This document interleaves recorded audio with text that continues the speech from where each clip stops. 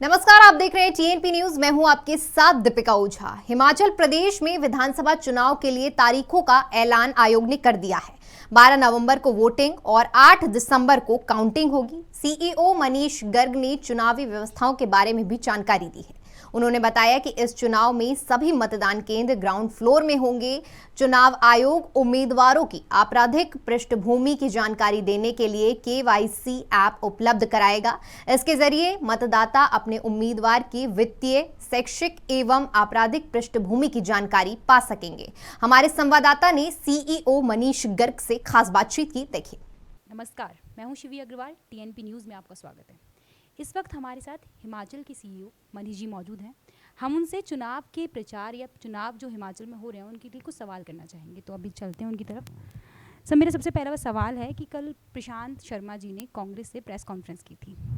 उन्होंने चुनाव आयोग से शिकायत की है, डीजीपी के लिए जो संजय कुंडू हैं, कि भाजपा के साथ उनकी नज़दीकियाँ ज़्यादा हैं और जो पेपर लीक का मामला हुआ तो उसके लिए उनको बर्खास्त करना चाहिए, वरना चुनाव में आगे दिक्कत हो सकती है, यानी एक तरफा भी हो सकता है। तो इस पर आपका क्या कहना है? कल शाम को एक आई थी ये कंप्लेन, तो हमने कि उसको चीफ सेक्रेटरी साहब को भेज दिया।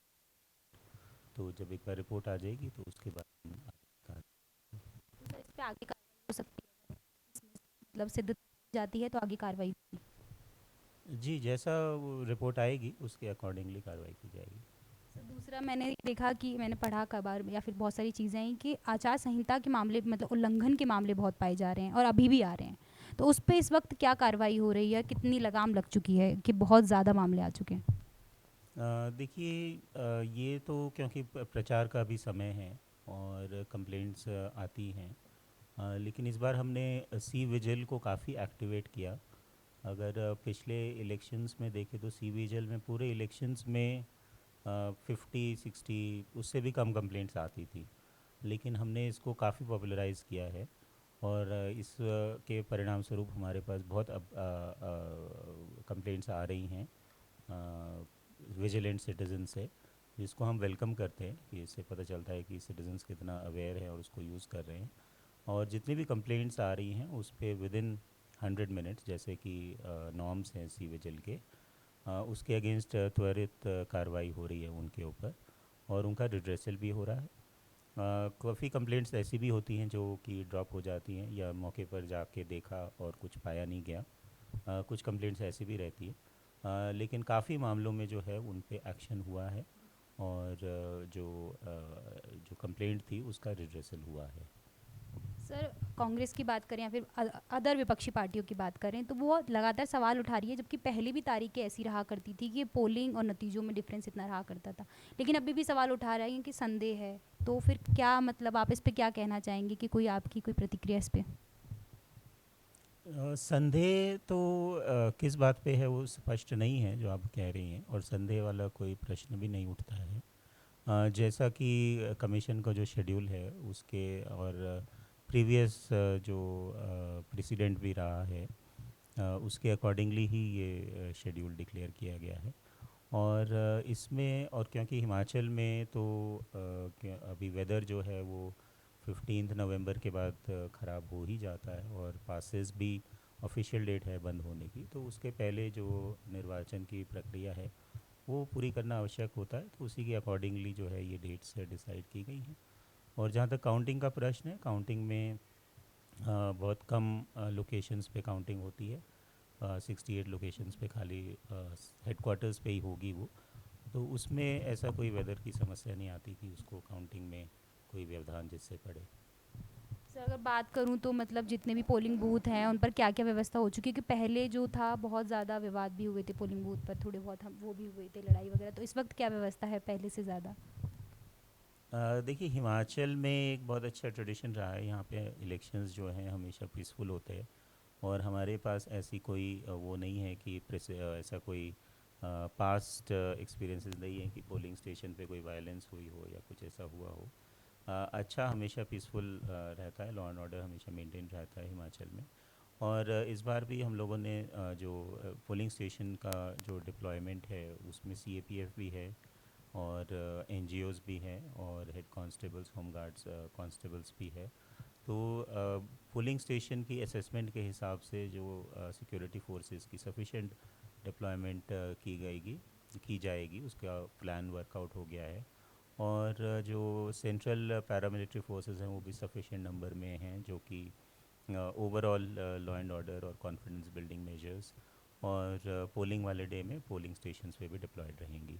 तो ऐसा कोई हम लोग ऐसा समस्या नहीं आएगी कि जहाँ पे कोई वायलेंस हो या कोई एस्केलेशन हो।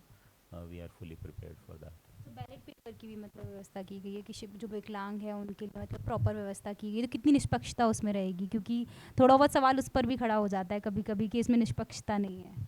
इसमें हम लोग पूरी तरह से ट्रांसपेरेंसी रखे हैं। जो 80 प्लस और पीडब्ल्यूडी वोटर्स जिन्होंने ऑप्ट किया, पहले तो किसी के ऊपर ऐसा बाध्य नहीं था कि उनको होम वोटिंग या पोस्टल बैलेट के लिए ऑप्ट ही करना है। कोई बाध्यता नहीं है, वॉलेंट्री है। जो अगर करना चाहे तो अपना पोस्टल बैलेट के लिए ऑप्शन दे सकते हैं। और जिन्होंने ऑप्शन दिया फिर उनके घर पे जो पोलिंग उन ऑप्शंस को फिर एक शेड्यूल बनाया जाता है, डे वाइज शेड्यूल, कि किस दिन कौन से पोलिंग स्टेशन में एरिया में पोलिंग पार्टी जाएगी। और वो शेड्यूल जो है वो कैंडिडेट्स को भी नोटिफाइड होता है, और ऑफ कोर्स जो जिनके घर जा रहे हैं उनको तो नोटिफाइड होता ही है। और पोलिंग पार्टी जो जाती है वो पूरा सिक्योरिटी के साथ जाती है, वीडियोग्राफी के साथ जाती है, और कैंडिडेट्स के रिप्रेजेंटेटिव्स के साथ जाते हैं। और सीक्रेसी ऑफ वोटिंग मेंटेन करने के लिए एक वोटिंग कंपार्टमेंट भी सेटअप करते हैं। ऐसा नहीं कि सबके सामने वो बैलेट पेपर पे वोट होगा, उसमें वही प्रोसीजर फॉलो होगा जो कि पोलिंग स्टेशन में प्रिकॉशंस होती हैं। एक वोटिंग कंपार्टमेंट सेटअप किया जाता है घर पे, और उसी में फिर सीक्रेटली जो वोटर हैं वो वोट कास्ट करके अपना बैलेट जो है एनवेलप में बंद करके फिर पोलिंग सील करके पोलिंग पार्टी को हैंड ओवर भी नहीं करते। वो एक बॉक्स पोलिंग पार्टी के पास रहेगा जिसमें कि सिर्फ ऊपर एक स्लॉट रहेगा जिससे कि वो एनवेलप्स को वहाँ पे डाल सके। और वो बैलेट बॉक्स, वो जो बॉक्स है वो बेसिकली रिटर्निंग ऑफिसर के सामने ही खुलेगा। ऐसा नहीं कि वो पोलिंग पार्टी उसको नहीं खोल सकती है बीच में। तो कंप्लीट इसके लिए सिक्योरिटी अरेंजमेंट्स और वीडियोग्राफी सभी प्रकार के अरेंजमेंट्स और ट्रांसपेरेंसी रखी गई है। तो इसमें किसी प्रकार का कोई इन्फ्लुएंस का या संदेह का प्रश्न नहीं उठता। मेरा आखिरी प्रश्न आपसे कि एक बार फिर से ना ईवीएम मशीन पर सवाल उठ गया है विपक्ष की तमाम पार्टियों ने। सर क्या राय है कि बार बार इस पे सवाल किए जाते हैं, क्योंकि जबकि इस इलेक्ट्रॉनिक मशीन है लेकिन फिर भी इस पे सवाल विपक्ष हो या फिर कभी कभी तो जो सत्ता में पार्टी होती है वो भी सवाल खड़े कर देती है कहीं कहीं शहरों में। तो क्या आपका कहना है इस पर? ऐसा कोई प्रश्न नहीं उठाया है किसी ने अभी तक, और इस टाइप के जो प्रश्न उठते हैं वो सफिशेंटली क्लैरिफाई कर दिए गए हैं इलेक्शन कमीशन की तरफ से। उसके ऊपर कंप्लीट डॉक्यूमेंटेशन जो है वो इलेक्शन के कमीशन की वेबसाइट पे भी है। और इसमें ये रिट्रेट करना आवश्यक है कि इसमें किसी प्रकार की कोई संदेह की गुंजाइश नहीं है, और सफिशेंट जो सिक्योरिटी प्रोटोकॉल्स हैं और जो इसके SOPs हैं उसको कम्प्लीटली फॉलो किया जा रहा है EVMs के चेकिंग के दौरान, कमीशनिंग के दौरान। और कंप्लीट ट्रांसपेरेंसी है, कभी भी मूवमेंट होगी तो कैंडिडेट्स के इंफॉर्मेशन से और पॉलिटिकल पार्टीज़ के इंफॉर्मेशन से की जाती है। और कंप्लीट रैंडमाइजेशन होता है। तो इसलिए इसमें और सिक्योरिटी के लिए सफिशेंट प्रोविजंस किए जाते हैं। स्ट्रॉन्ग रूम्स में भी सफिशेंट 3 टियर सिक्योरिटी रखी जाएगी। तो किसी प्रकार का कोई संदेह का प्रश्न ही नहीं उठता है। सर बहुत बहुत धन्यवाद आपका। तो ये थे हमारे साथ मनीष गर्ग जी, हिमाचल CEO, जिन्होंने हमें जानकारी दी हिमाचल के चुनाव के बारे में। तब तक आप TNP न्यूज़ देखते रहिए और जुड़े रहिए हमारे साथ।